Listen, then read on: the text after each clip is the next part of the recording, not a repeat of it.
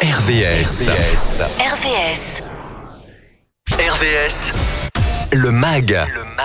Comment prendre une bouffée d'oxygène tout en parlant des municipales? Comment en parler sérieusement tout en prenant du recul et avoir un avis affûté, sans parti, simple, inviter des étudiants, du moins quelques-uns, qui ont participé à la co-construction d'un récent débat sur les municipales rouennaises organisé par le Club de la presse et de la communication de Normandie. Ils et elles sont des étudiants de l'IEJ Rouen. Il y a Lou Damien. Bonjour Lou. Bonjour. Il y a Paul Godin. Bonjour Paul. Et puis il y aura dans un instant Baptiste Frébourg qui ne peut pas dire bonjour tout de suite, mais qui va le faire dans un instant. Alors, on va revenir sur vos études et Paul, vous pourrez parler pour Baptiste, puisque de toute façon, il est dans la même année que vous. C'est ça. Donc, vous avez intégré cette école. Pourquoi, comment, avec quelle volonté et quel aboutissement? Lou. Alors moi, j'ai intégré l'école en 3e année passerelle. Donc c'est un peu ma première année, mais j'apprends toutes les bases en une année. Et j'ai sauté sur l'occasion parce que ma licence se finissait la même année où l'école ouvrait. Et j'en avais marre un peu de la fac, J'enrichissais ma culture générale, mais j'avais pas le côté pratique qui me manquait et que le journalisme offre. Et après, j'ai débarqué à l'IEJ. Et vraiment, ce que j'attendais et ce que j'ai au final dans cette école, c'est vraiment le côté pratique, d'avoir des intervenants qui sont au top et qui nous apprennent vraiment avec de la passion.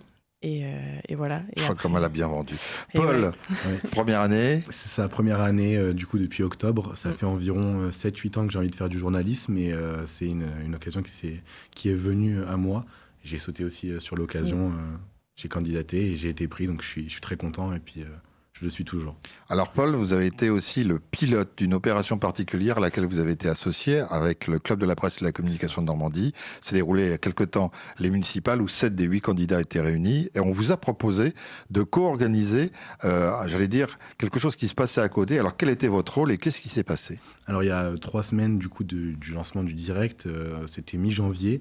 On nous a proposé en fait de réaliser du coup ce débat, cette interview en parallèle du débat donc du Club de la presse. Donc c'est une interview avant qui se déroulait et après. Et voilà. après. Et donc moi je me suis porté volontaire et j'ai été donc nommé un peu superviseur, coordinateur de cette émission. Ça a été donc 3 semaines de préparation un peu intense avec toutes les équipes au niveau de la technique et aussi du coup de la rédaction, préparer toutes les questions, se documenter sur les candidats, les programmes. Donc franchement c'était très intense mais du bonheur. Et le jour du 17 février est venu et à partir de 18h15 on a commencé le direct et une pression qui est retombée. Un peu de stress toujours, et puis on a fait ça pendant environ 4 heures. Est-ce que vous imaginiez le chantier que ça allait être? Parce qu'il y a tout à installer, tout à coordonner, et faire en sorte qu'on démarre à l'heure, parce qu'il y a un décompte, il y a un timing, il y a des génériques. C'est ça. Non, au tout début, non, je pensais pas que ça allait être aussi compliqué niveau logistique, niveau technique.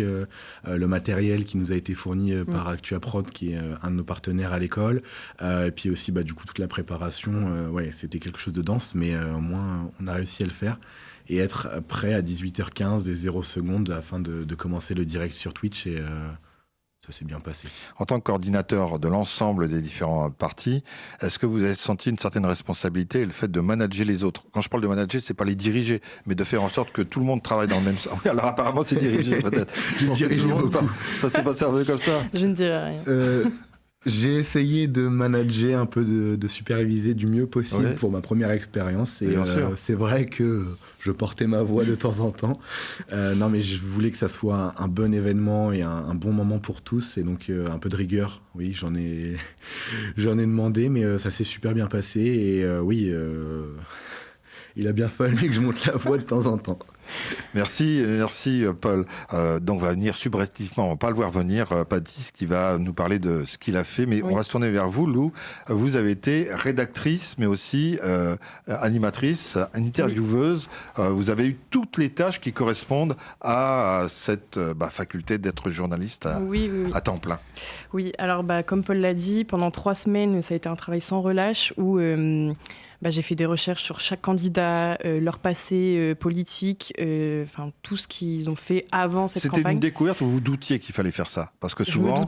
Je me doutais. En fait, j'avais déjà dans ma tête le fil conducteur, en fait. Et ensuite, j'ai fait toutes les recherches nécessaires, aussi...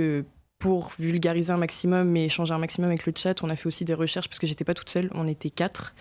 Et on a fait aussi des recherches sur le rôle du maire, avec la municipalité, la métropole, tous les liens de tout ça.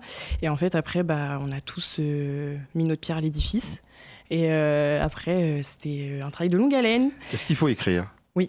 Moi, j'ai beaucoup écrit. C'est un incontournable, même si après, on essaie de s'en dégager pour avoir une spontanéité, par exemple, sous forme d'interview. Oui. Mais c'est un passage on est obligé, imposé. Quoi qu'il, que ça soit télé, radio, on est obligé d'écrire, donc on est obligé de passer par là. Et après, même pendant le live, on a dû réécrire parce qu'on a suivi le débat qui était en parallèle. Et on a rédigé des questions parce qu'on a pu rebondir sur certains éléments du débat. Et donc, c'était un travail sans relâche, mais ça l'a fait. Baptiste, vous n'avez pas écrit une seule ligne. Non, pas du tout. Pas besoin. Vous n'avez rien fait du tout. Mais si, parce que sans vous, ça n'aurait pas fonctionné. Vous étiez sur la partie technique et c'est une partie déterminante pour faire en sorte que si on veut écouter, suivre et comprendre, on a besoin de vous. Qu'est-ce que vous faisiez ? Moi, j'étais tout simplement au cadrage. J'ai été employé, on va dire, pour la soirée par Actua Prod qui manquait d'un cadreur. Et vu que j'étais, je vais parler modestement, le meilleur cadreur, on m'a pris. Et heureusement, il y avait quelqu'un d'autre disponible pour le live Twitch, donc c'est aussi pour ça que j'ai été pris là-bas. Mais ouais, du coup, je m'occupais de faire principalement les plans serrés sur les journalistes. Et voilà. Avec toujours cet intercom pour communiquer avec la régie et des petits mots parfois qui peuvent être déstabilisants entre le réalisateur et le... Non, il n'y a pas eu ça Non, pas vraiment. Non, c'est parfois il y a des blagounettes qui existent entre... Oh, ça allait cette fois. Là, vous n'avez pas eu le droit. Non, ça allait. Non, j'étais très concentré sur ma tâche. Donc, et puis, à l'intercom, ils étaient très carré, très professionnel, donc ça m'a bien aidé à rester concentré, à rester dedans. Donc là-dessus, pas de problème. Qu'est-ce que vous retenez de ce rendez-vous ? Est-ce que vous dites, c'est quelque chose que j'ai vécu, mais ça m'intéressera de voir d'autres parcelles qui puissent me permettre d'avoir une vision complète du journaliste, parce que maintenant on parle de JRI, de journaliste reporter d'image, c'est-à-dire qu'on ne peut pas avoir une seule mission, il faut goûter un peu à toutes les tâches pour savoir quel va être le secteur qu'on va embrasser. Ouais, tout à fait. Ça m'a permis de confirmer déjà que c'est cette école que je veux, évidemment. Et ça m'a permis d'ouvrir une nouvelle porte parce que moi, je voyais journalisme, soit télé, soit radio, soit presse écrite, et je voyais pas tout le côté régie. Et l'école et cette expérience m'a vraiment permis d'ouvrir mon expérience et mon envie d'avoir une porte de sortie si la télé, la radio ou la presse écrite, ça marche pas. J'ai le cadre, j'ai le son peut-être. Vous arrivez à dissocier, c'est-à-dire qu'il n'y a pas un point commun entre la radio, la télé et la presse écrite ? Si, bien évidemment qu'il y a un point commun. Le point commun maintenant, c'est l'image. C'est-à-dire que de plus en plus, vous n'avez plus un print qui n'est pas une caméra, vous n'avez plus une radio qui n'est pas une caméra également. La preuve ici, et vous avez les caméras, bien sûr, avec tout le dédale qui correspond également. Lou, je me retourne à nouveau vers vous. Qu'est-ce que vous allez retenir de cet événement ? Est-ce que ça va être utile et sous quelle forme pendant la suite de votre parcours scolaire ? Est-ce que ça peut nécessiter chez vous une envie de faire quelque chose de particulier que vous n'avez pas encore entrevue ? Alors oui, ça a été une leçon, entre guillemets, le fait de pouvoir gérer son stress en direct, gérer, là c'était un cadre politique. C'est compliqué ? Parce que ça monte d'un seul coup oui, au moment du lancement du live, il y a la petite adrénaline, mais c'est du bon stress. Et franchement, c'était génial. Il y a le petit début où on tremble un petit peu, on essaye de cacher, mais après, franchement, c'était que du bonheur.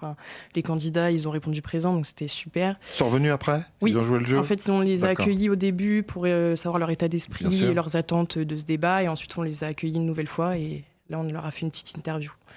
Mais après, j'ai retenu le stress du direct, gérer les aléas du direct aussi, comme des candidats qui arrivent d'un coup, où il faut virer entre guillemets le candidat qu'on interview pour reprendre un autre. Oui. Mais ça, on a géré, ça l'a fait. Baptiste, qu'est-ce que vous retiendrez de cet événement que vous avez vécu, puisque c'est un événement en grandeur nature, en se disant je ne veux plus être jamais caméraman parce que c'est une responsabilité, ou est-ce que ça vous donne l'idée de dire je voudrais bien être JRI pour toucher à tous les postes ? Non, oui, effectivement, comme vous le dites, oui, ça me donne bien envie de devenir JRI, et surtout que j'ai objectif, on en avait parlé avant, de devenir journaliste en Formule 1. Et au lieu que d'être devant la caméra, pourquoi pas être derrière et toujours être sur les circuits là où ma passion vit. Se nourrir de sa passion pour en faire un métier, c'est pas mal ça. C'est beau. Lou, ça serait quoi votre passion que vous pourriez mettre ? Est-ce que c'est, je dis n'importe quoi, je le fais exprès, provocation, la Fashion Week, mais pas justement, pas du tout. Ça peut être autre chose que vous voudriez mettre en avant par rapport à une passion ? Moi, franchement, c'est surtout le cinéma, l'art, la littérature. Mais vraiment le cinéma et pourquoi pas être derrière la caméra ou devant, mais surtout télé ou radio. Eh bien, merci jeunes gens. Merci Paul qui n'est plus là, mais qui a brillamment représenté la gestion de l'équipe. Merci Baptiste, merci Lou. Merci On vous souhaite plein de belles choses. Et puis que vous n'hésitiez pas à venir nous revoir. Je pense qu'on a une idée derrière la tête qui devrait vous plaire dans quelques mois et on vous en reparlera et on en reparlera sur cette antenne. Merci. Avec plaisir. Merci. RVVS